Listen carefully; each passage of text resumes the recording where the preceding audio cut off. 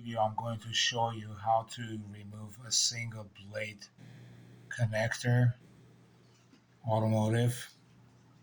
This is a GM version, but others are similar. Called a single blade because it has this blade connector here. These are, of course, nice and tight in there. How do you remove this? Yeah.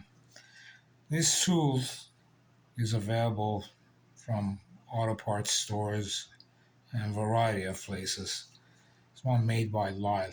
You really don't need this. Any screwdriver, flat blade, small will do the job. So what you want to do is you're going to wedge this here. See that crack, that opening there between in the blade? You're going to press that in.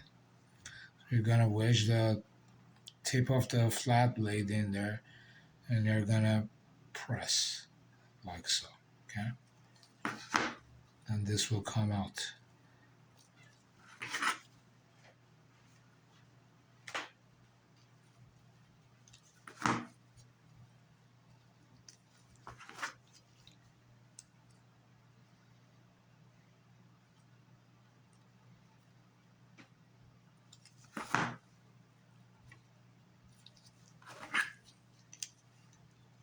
Sometimes it's a little bit hard, but try both ways.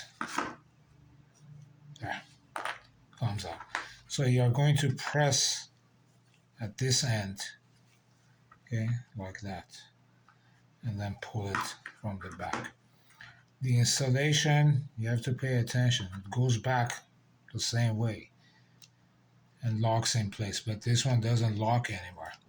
And you'll wonder why this is the case. So because you compress this, now it has lost its original position. So you're going to correct that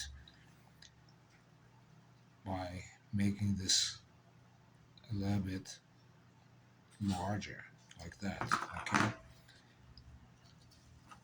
And then put this back. It should click there, okay?